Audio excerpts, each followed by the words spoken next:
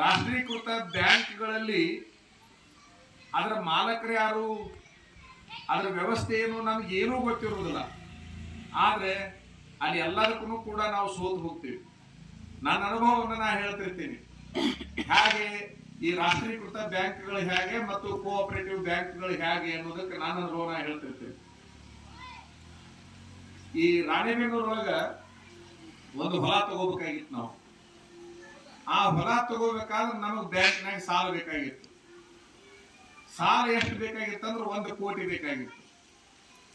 1 ಕೋಟಿ ರೂಪಾಯಿ ಸಾಲ ಬೇಕಾಗಿತ್ತು. ಆ ಊರಾಗ ಒಬ್ಬ ದೊಡ್ಡ ಮನುಷ್ಯಾಗ ನಾವೇನ್ ಮಾಡಿ ಮ್ಯಾನೇಜರ್ ಏನ್ ಹೇಳಿದ್ರು ಅಂತಂದ್ರೆ, ಸಾವುಕಾರ ಕರೆಸಿ ಹೇಳಾಕೈತಾರ ಅಂದ್ರೆ 1 ವಾರದಾಗ ಕೊಟ್ಟು ಬಿಡ್ತೀನಿ ಅಂತಾರ 1 ಕೋಟಿನ ಅಂತಂದ್ರು. ಅವ್ರು ಎಷ್ಟು ಚಲೋ ಮ್ಯಾನೇಜರ್ ಸಿಕ್ನಲ್ಲಪ್ಪ ಅಂತೇಳಿ ನಮಗೂ ಖುಷಿ ಆಯ್ತು.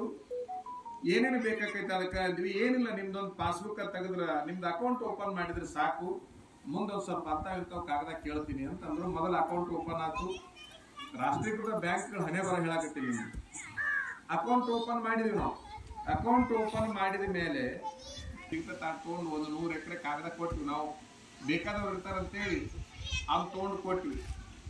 ನಿಮಗೆ ವಿಚಿತ್ರ ಹೇಳುದು ಅಂತಂದ್ರ, 1 ವಾರ ಅಂದ ಮನುಷ್ಯ 15 ವರ್ಷದ ಕಾಗದ ಕೇಳ್ದ, ಮುಂದೆ ಅದನ್ನ 25 ವರ್ಷದ ಕಾಗದ ಕೇಳ್ದ, 35 ವರ್ಷದ ಕಾಗದ ಕೇಳ್ದ, 50 ವರ್ಷದ ಕಾಗದ ಕೇಳ್ದ. 50 ವರ್ಷದ ಕಾಗದ ಪತ್ರಗಳನ್ನು ತರಿಸಿಕೊಟ್ಟಾಗ